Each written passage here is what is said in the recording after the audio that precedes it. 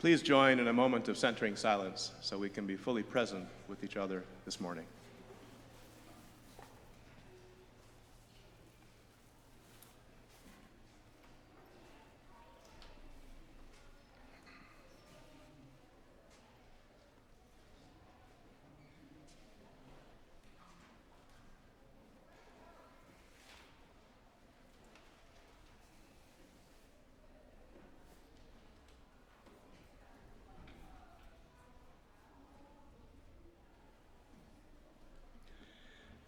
And now let's get musically present with each other by turning to the words for our ingathering hymn, which you'll find inside your order of service.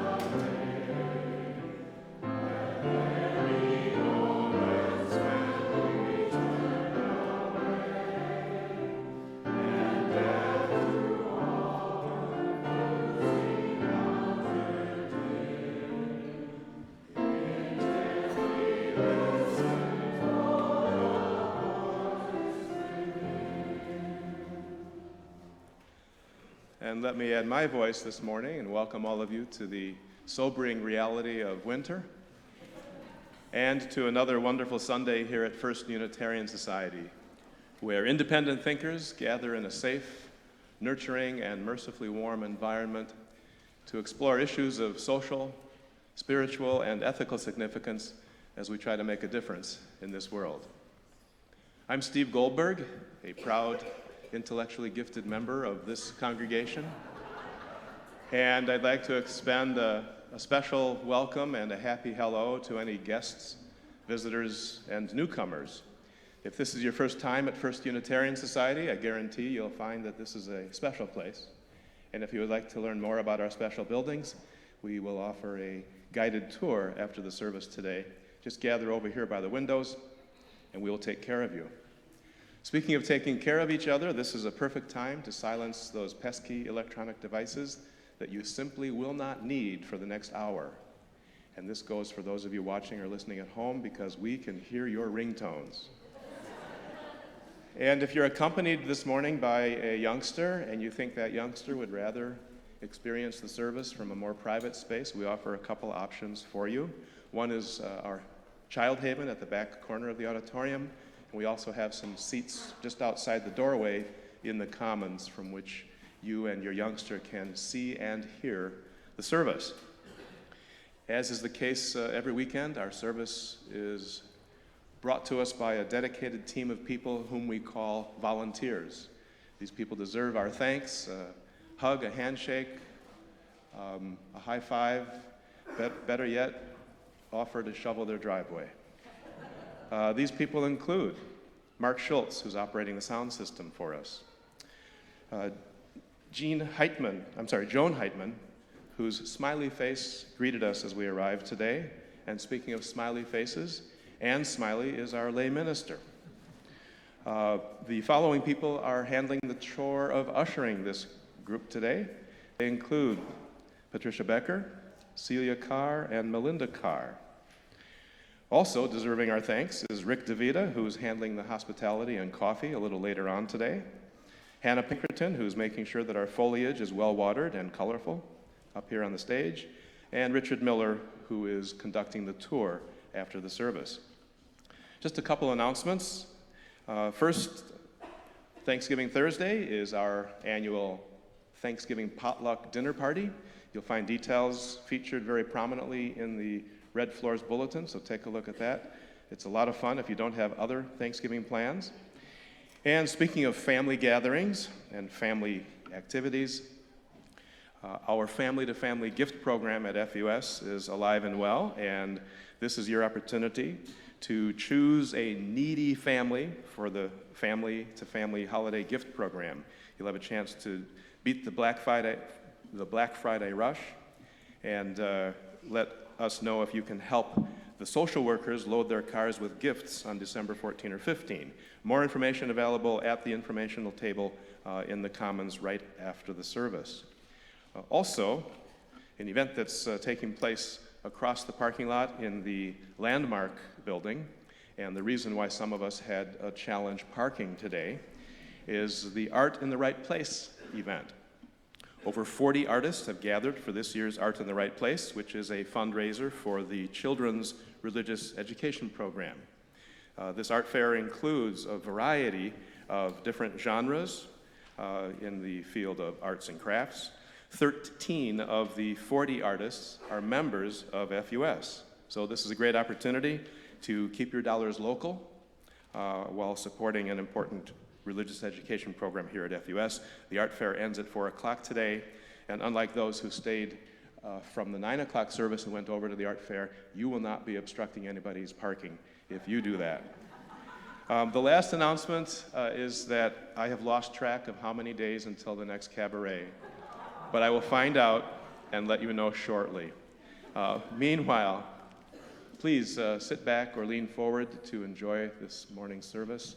I was here for the 9 o'clock, and I guarantee you that this service is special. It'll touch your heart, stir your spirit, and trigger one or two new thoughts. We're glad you're here.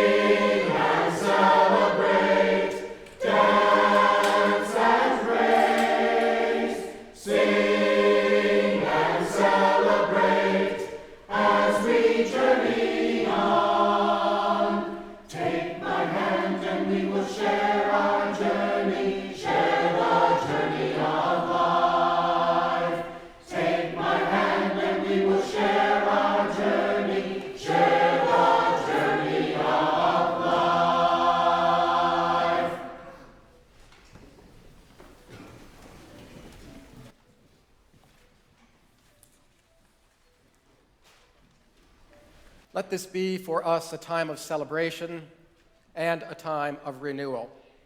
In celebration, let our minds be awake to the common miracle of the earth, the flowing grace of the river, and to the answering spirit within us. In renewal, let our minds be aware of the deep-down freshness of a new day, of holiness let loose in creation, and of the responding yes within us. Let this hour be a time of celebration, when we feel at one with the mystery in which we move and have our being. Let this hour be a time of renewal, when we let go of past disappointments and present anxieties to embrace the healing power of our communion. I now invite you to rise in body or in spirit for the lighting of our chalice.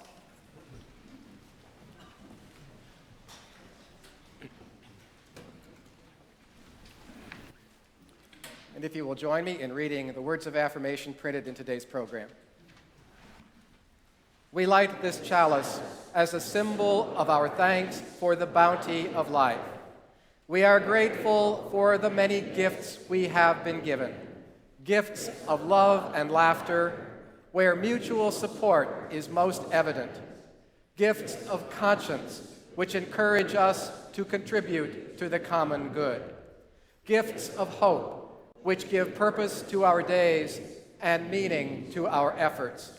For these and many other unnamed gifts of life, we give thanks. And in the spirit of that thanks, please turn to your neighbor and exchange with them a warm and friendly greeting.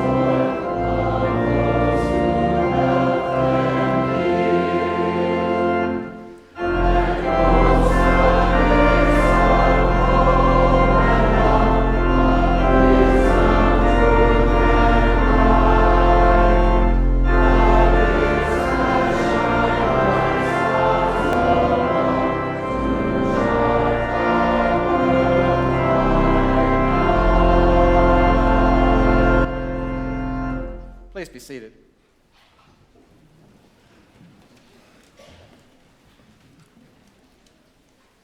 At the close of the month, we generally set aside a few minutes during the hour for the sharing of joys and sorrows.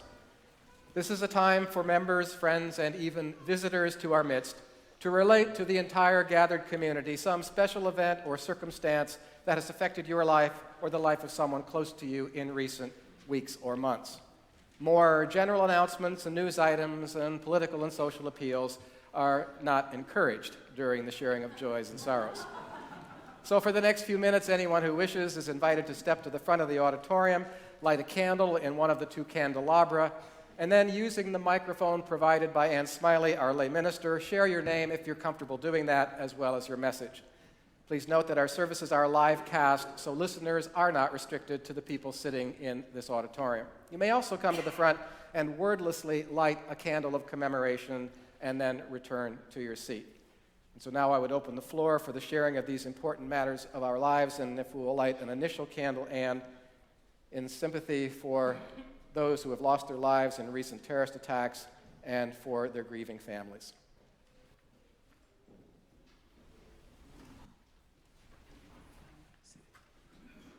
Hi, I'm Nancy Vetterschultz.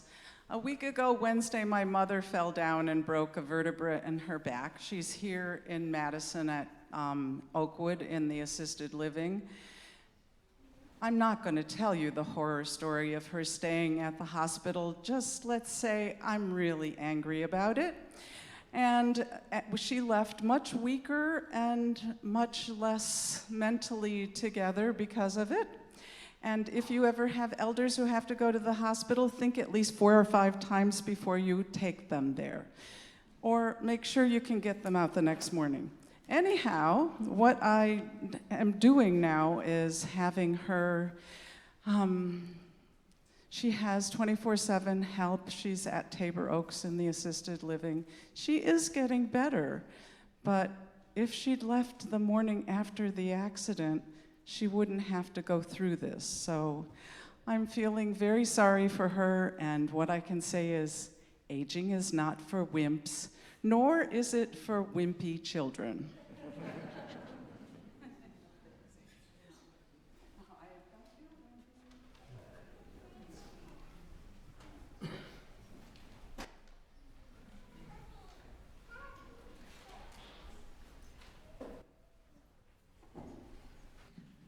I'm Marlene Pearson. I'd just like to light a candle for my brother-in-law, Bill, who begins an experimental immunotherapy tomorrow for stage 4 colon cancer. He's quite a fighter, and he's really struggled hard this year.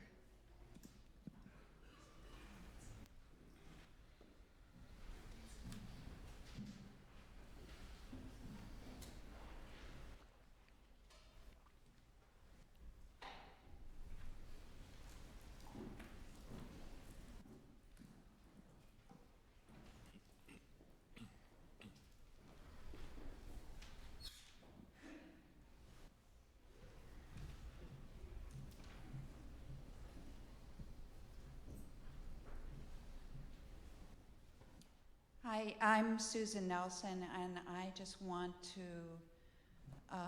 let everyone know here how warm and how I have felt a huge hug since joining FUS. And I just moved into a new home, and I got a lovely card signed by everyone at FUS. And I feel really warm and loved and ready to move on to the next stage of my life. So thank you so much.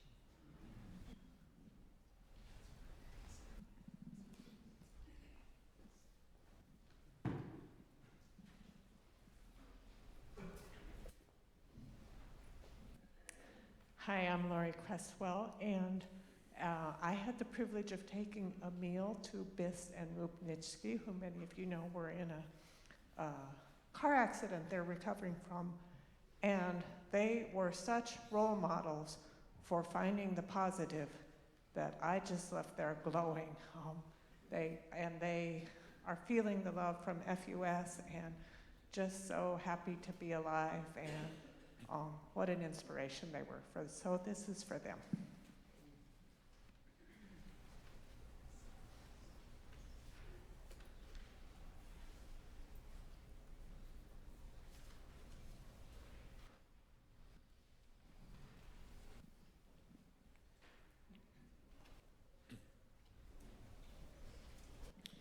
Excuse me, I'm Carolyn Zahn-Waxler, and I light a candle in tribute to and celebration of the life of Helen Bukelic, who passed away recently, who was a staunch member of the community and did really fine community work for decades of her life. Her memorial service was beautiful. It was at First Congregational Church, and I don't know how many of you have been in that church, but it's huge, and it was filled for Helen. And she also left behind a wonderful, wonderful family, and it was just so good to be a part of that. She was a distant relative of mine.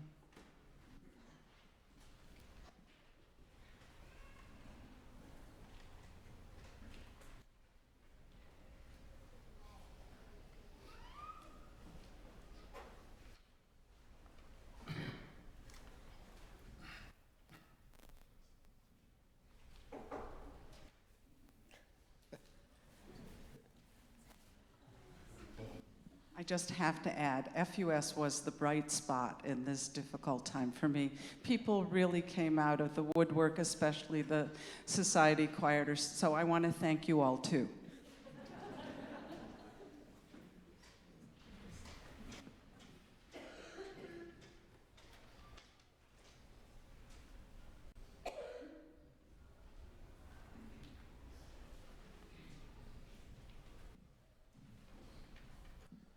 Hi, my name is Terry Felton, and I'm lighting this for my coworker, my Pia Zhang, who lost her mother-in-law in a car accident this last week, and her family's going through a lot right now.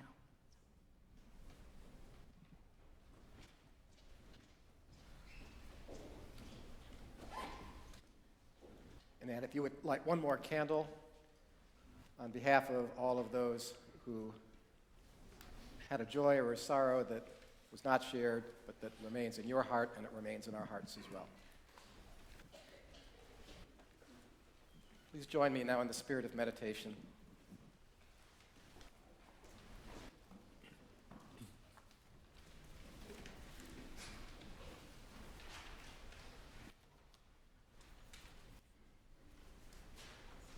For the silence which soothes our souls, and the music which stirs us inside. For the earth in all of its miraculous lushness, and the knowledge that it's all just a gift. For the children who keep us curious, and the aged who show us life's depths. For the visions which bolster our spirits and the places that we love to call home. For the differences that make us unique, and the convictions which link us as one. For all of this, we are indeed lucky people. And so in this 11th month of the year, with the cold, the damp, and the dark closing in, we pause to give thanks for all that we are and all that we have.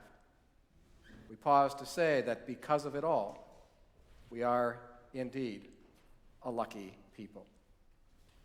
Let us continue on in a moment more of silence.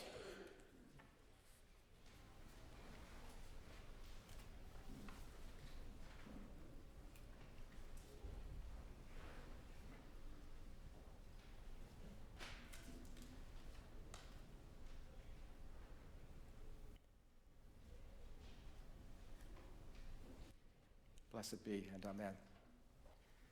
I invite you to rise once more in body or in spirit as we sing together hymn 322, verses 1, 2, and 5. And if there are any children among us who are due to attend their classes, now is the time for you to head out.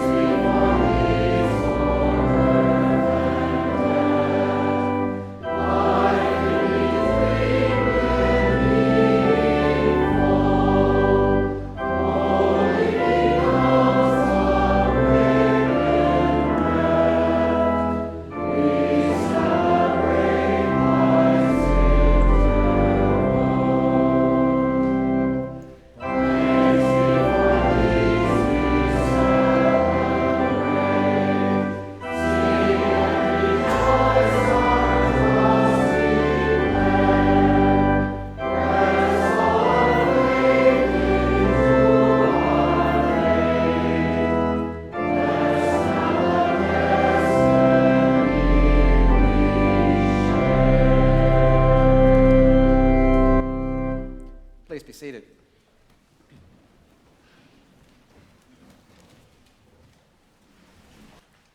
The first of our two readings is a familiar passage from the 6th chapter of the Gospel of Matthew. And Jesus said, "Therefore, I tell you, do not worry about your life, what you shall eat, what you shall drink, or about your body, what you shall wear. Is not life more than food, and the body more than clothing? Look you to the birds of the air. They neither sow, nor do they reap, nor do they gather into barns, and yet your heavenly Father, he feeds them. Are you of not more value than they?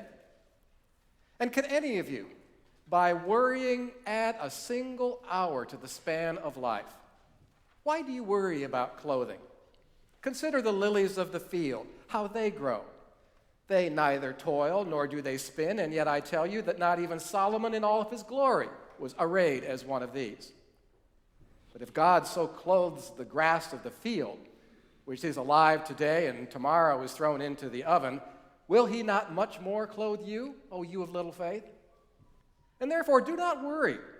Don't say, what shall we eat, what shall we drink, or what shall we wear?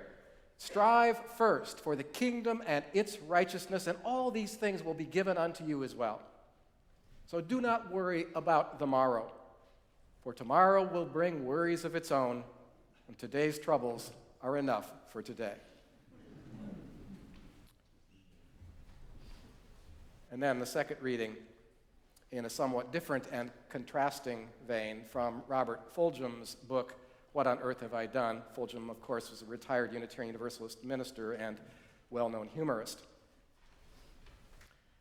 A friend of mine, Bree by name, who was 12 years old at the time of this story, she is willing to go anywhere with me that involves dressing up. She likes my company, and I like hers. And we both like looking good and laughing hard. She's my kind of guy. Technically speaking, she is my grandchild, but I emphasize that we are friends out of mutual admiration and not just blood ties. She is old and wise beyond her years, and I am young and goofy behind my years. She aspires to adulthood, but hasn't quite got the hang of it. And I know what's required of adults, but I just can't get used to being one.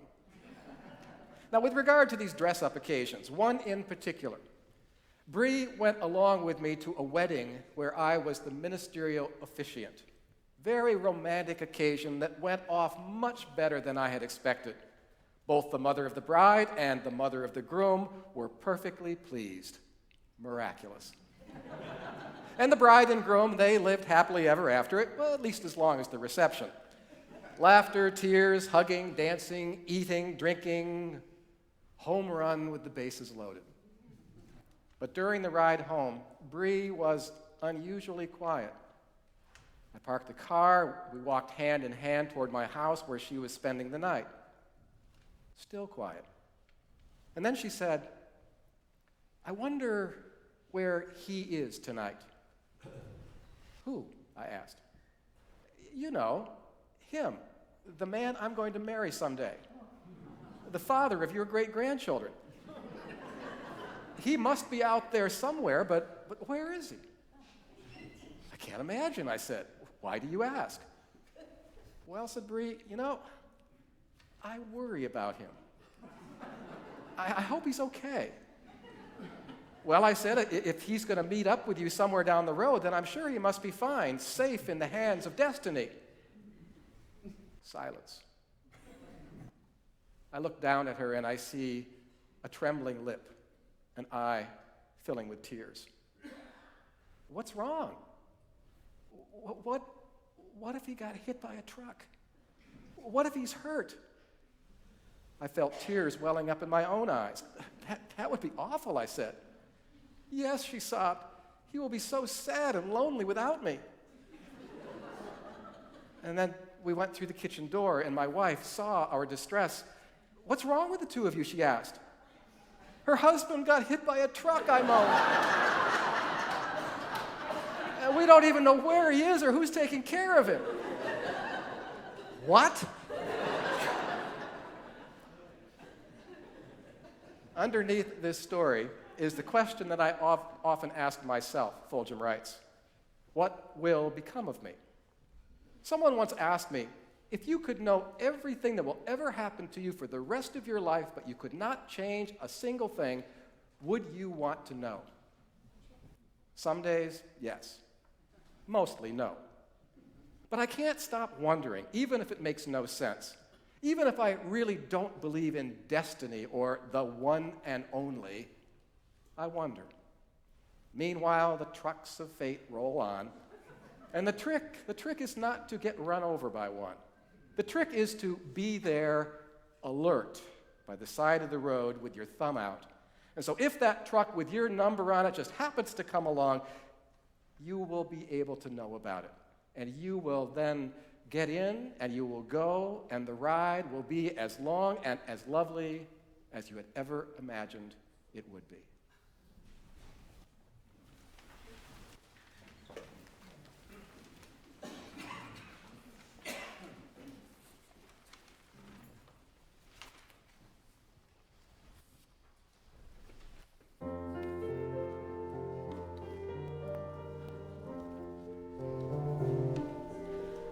I see trees of green, red roses too. I see them bloom for me and you, and I think to myself, what a wonderful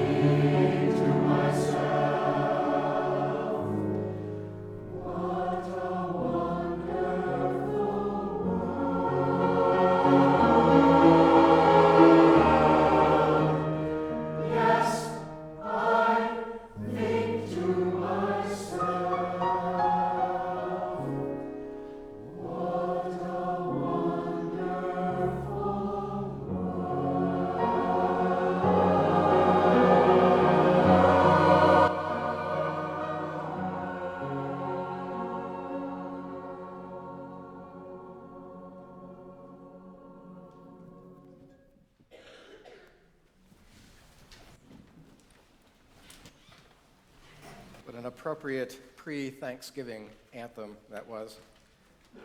Perhaps as Americans we need to be listening to more choral music like that, because according to a 2002 World Mental Health Survey, we Americans are a notoriously anxious people. We worry a lot. We worry more, in fact, than those who are living in troubled countries like Ukraine, Nigeria, and Lebanon. 1 in 5 of us suffers from an anxiety disorder of one sort or another, and as a whole, we spend over $2 billion a year on medications to mitigate those conditions.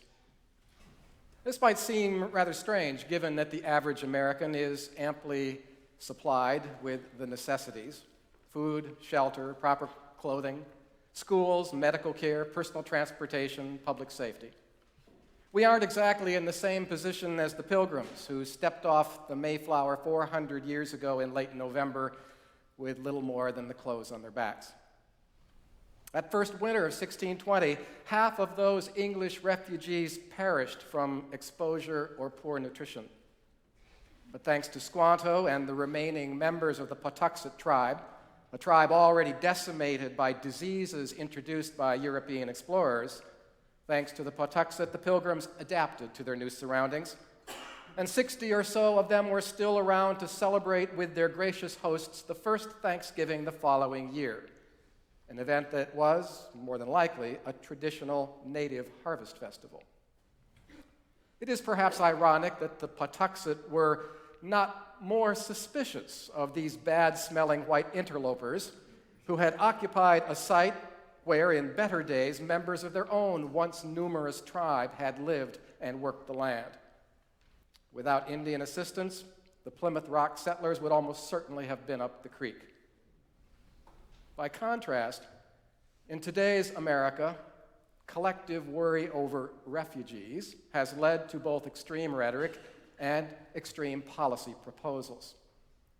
We know that over 3 million Syrians and an equal number of Iraqis have now been displaced due to conflicts that the U.S. helped to instigate and for which we bear significant responsibility.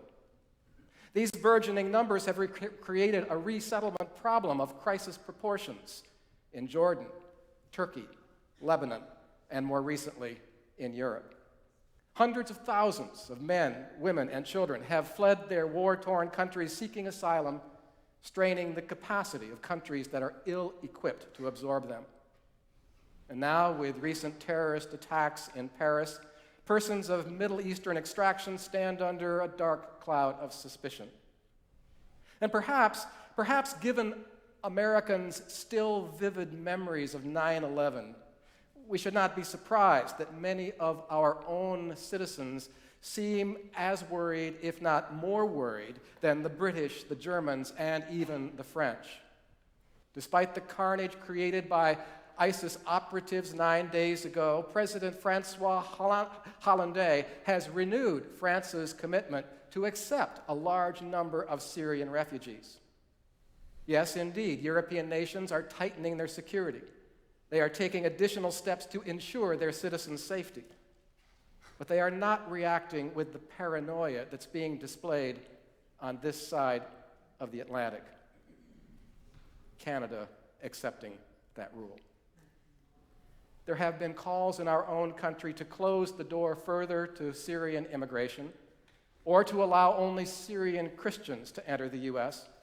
The governors of 31 states have now declared Middle Eastern refugees to be persona non gratis. And just 2 days ago, Indiana's governor refused entry to 2 Syrian families who had been living in a Jordanian camp for over 3 years. Other proposals have included closing all of the nation's Muslim mosques or creating a national Muslim database. And faced with growing opposition to his own resettlement plan, President Obama has remained defiant. Slamming the door in the face of refugees would betray our deepest values, he tweeted. That is not who we are, and that is not what we are going to do. Well, that rhetoric hardly satisfied South Carolina's Trey Gowdy, who is demanding a risk-free immigration plan that guarantees America's absolute security, which, of course, is impossible. Why do Americans worry so much? Why have we in the U.S. become so fearful? Truth be told, this is an old story. The 1850s saw the rise of the American Party, better known by historians as the Know-Nothings. The Know-Nothings adamantly opposed Irish and, more broadly, Roman Catholic immigration. A few decades later, and in the grip of the Yellow Peril, the U.S. Congress passed the Chinese Exclusion Act, which shut the door to Chinese immigration for over 60 years. And of course, more recently, politicians have stoked Americans' fears of immigrants from south of our border. It is indeed puzzling that a country comprised almost entirely of immigrants and their offspring would turn out to be so inhospitable toward those who are seeking the very same opportunities as my German and English and Swedish forebears. Is it violence that we are so afraid of? You know, statistics indicate that Latino immigrants, both documented and undocumented, commit violent crimes at a significantly lower rate than the average American. As Jonathan Rauch wrote in The Atlantic last March, President Obama catches flack when he lectures the American public not to be so darn worried. If you watch the nightly news, he says, it feels like the world is falling apart. But I promise you, Obama said, things are much less dangerous now than they were 20 years ago or 30 years ago. And you know what Rauch continues in his article? Obama is simply right, and the alarmists are simply wrong. Violent crime in this country has declined by 70% since the early 1990s, and the 2011 homicide rate reached its lowest level since 1963. Moreover, Americans are 4 times as likely to drown in their own bathtub as to die in a terrorist attack. Rauch quotes Stephanie Regallo of the libertarian Cato Institute, who has observed that no great power in world history has come close to enjoying the traditional state security that we in the U.S. do today. Now, human beings are, Rauch continues, we are hardwired to overreact to perceived threats. And in an earlier age, this hypervigilance did serve us well. It was a protective measure. The snap of a twig or the sight of a shadowy figure could alert us to a dangerous predator. Today, however, this attribute can be maladaptive, leading us to take the sort of extreme measures to adopt state and national policies that end up undermining our freedoms and ultimately serve to reduce our security rather than to enhance it. Now, memory plays a role in this fear factor too, Rauch says. Incidents of murder and mayhem make a much deeper and lasting impression on us than do long stretches of peace and security. And so we conjure up a world that is fairly teeming with perils and pitfalls, and we tend, therefore, to overestimate the likelihood of a calamitous event in the future. We worry a lot. But none of what I've just said should be construed as an argument against worry and its place in our emotional repertoire. No, we should not allow our fears to override our common sense, to cancel out our compassion. But complacency carries with it some very real risks of its own. In that same Atlantic article last March, Jonathan Rauch characterized ISIS as almost entirely a local menace, lacking an active lethal presence in either Western Europe or the US. 9 days ago, we learned the hard way that this was simply not the case. And so perhaps those who had been entrusted with France's security, perhaps they should have worried a little more. Worry, in other words, is by no means an unnecessary or inexpedient emotion. Problems do arise when worry is excessive, when it becomes chronic, or when it is misdirected. But there are times that call for worry, and there are occasions that warrant it. Yes, Jesus counseled his listeners not to give any thought for the morrow. Simply take care of business today. Can any of you, by worrying, add a single hour to your life, he asked? Actually, yes, you can. Worry, that intuitive sense that something isn't quite right, that feeling of impending peril, can protect us and our loved ones, and it can add time to our lives. Worry begets vigilance, exactly what all of us need to stay out of harm's way. Now, Robert Fulgham's experience with his granddaughter, who was worried to tears about the safety of her future husband, that highlights a kind of worry that seems just a little out of whack. But Fulgham's conclusion is the right one. We need to stay alert, because a truck with our name on it may be barreling toward us. And so it is reasonable to worry a little about the sobriety and the skills of other drivers out there on the road. Now, worry does, of course, produce stress. In extreme cases, it does become, in some people, an anxiety disorder whose physical symptoms may include heart palpitations, hypertension, insomnia, and shorter life expectancy. Clearly, heightened worry like this does not serve a useful purpose, and for some people it requires medication. But moderate worry, it may be worthwhile. For example, a recent study that was published in the journal Emotion tested this thesis on a sampling of students who were taking the bar exam. Once they had completed the testing and were sitting around waiting for the results, some of those students adopted a kind of a fatalistic attitude, and they just kind of chilled out. What will be, will be. Others, however, remained anxious. They found it very difficult to tamp down their worries. They hoped for the best, but they braced themselves for possible failure.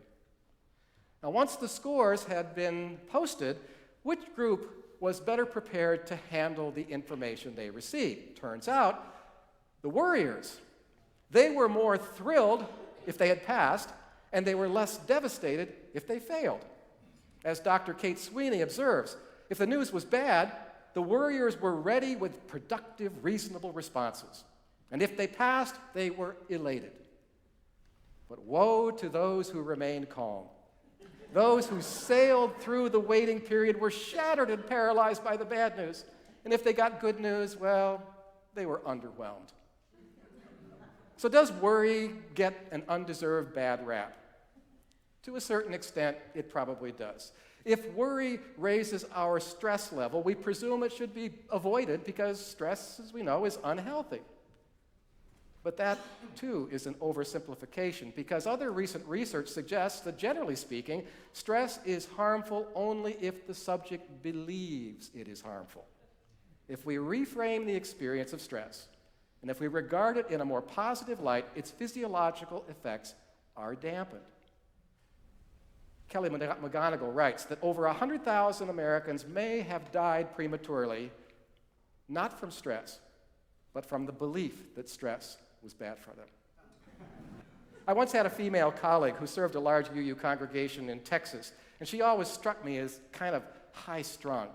And one time she conceded in a conversation, stress is my drug of choice, which was another way of saying that she found stress, particularly in her professional life, to be useful rather than discomforting. And I had to agree with her sentiments.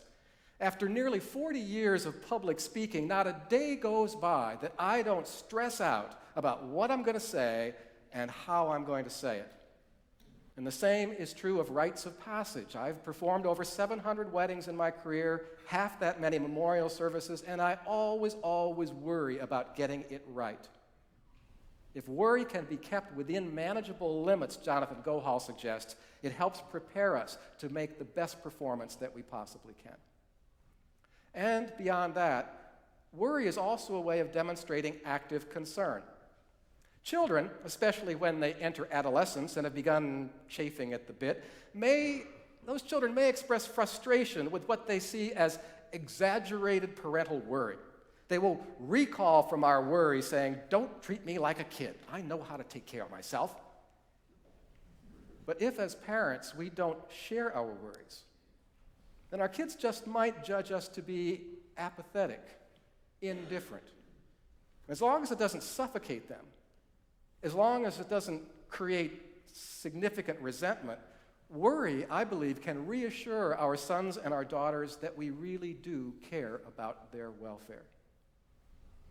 And this can be true for non-family members as well who fall within our orbit. Some of you have read the powerful book Just Mercy by Brian Stevenson. And if you have, you will remember that he was an attorney who had been litigating on behalf of condemned prisoners for over a quarter of a century.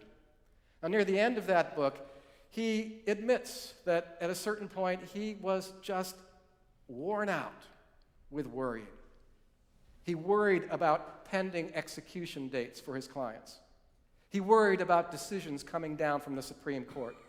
He worried about not having sufficient funding and resources to carry on the fight. He worried about released prisoners and the challenges that they faced. And despite all of his victories and all of his accomplishments, Stevenson felt overwhelmed and he said, "It is time for me to stop. I can't do this anymore." But then a couple of pages later, like the protagonist in Samuel Beckett's novel, The Unnameable, Stevenson says to himself, I can't go on, but I must go on. And the beleaguered attorney realized that not only were his worries inescapable, they were the juice that fed him, that motivated him in his ongoing struggle for justice. For Brian Stevenson, the emotion was not disabling if he could move from the pain and the distress of worry into constructive activities that proved to be its antidote. And we can do the same. But that means, first of all, being selective, letting go of those sources of worry and anxiety over which we can exert little, if any, control, and turning our attention instead toward issues where we do have some leverage. And at a personal level, if we're worried about having sufficient resources for our retirement, we can become more intentional about retirement planning. If we are worried about our children, we can keep closer tabs on the social media that they happen to be using. In the social and political sphere, there are many issues that are worthy of our worry. The criminalization of poverty, hostility toward the Muslim faith and its members, glaring inequities in housing, education, and employment. Art Markham says, we worry a lot about the future without there being anything we can really do about it. So find an action you can perform and engage with it. Now, can we really do that? Can we really choose not to worry about certain things, to be selective in what we worry about? According to the Stanford anthropologist T.H. Luhrmann, about a third of us are born. We come into this world with this genetic predisposition for a higher level of anxiety, which may make it hard for some of us to worry less. And furthermore, overexposure to sensationalist, conflict-driven media increases our propensity, all of us, to worry. These days, I think too many Americans suffer from a kind of a free-floating anxiety that latches on to each disaster de jour, raising it up to a near-panic level. So it's important to find that action that we can perform, but also to develop a strategy that can help us to understand and moderate our worry. Sharon Salzberg says that when we lose the sense that we have choice, and when we forget that things can be different, that they can change, then those negative mind states of ours tend to solidify, and they begin to seem permanent. And so a mindfulness practice of some sort can lead to greater self-empowerment, the ability, she says, to face our demons and find the strength to stare them down. Attempts to repress or to run away from worry, that usually isn't going to work for us. It is by allowing those worries to enter and to pass through our consciousness that we may be able, over time, to identify their underlying source, to put them in proper perspective, and to control our own reactivity. Steady yourself and see that it is your own thinking that darkens your world, John O'Donohue writes. But search, and you will find a diamond thought of light, and a new confidence will come alive to urge you toward higher ground where your imagination will learn to engage difficulty as its most rewarding threshold. Blessed be. And amen. And today our offering will be shared with St. Vinnie de Paul, which operates one of the largest food pantries in Dane County.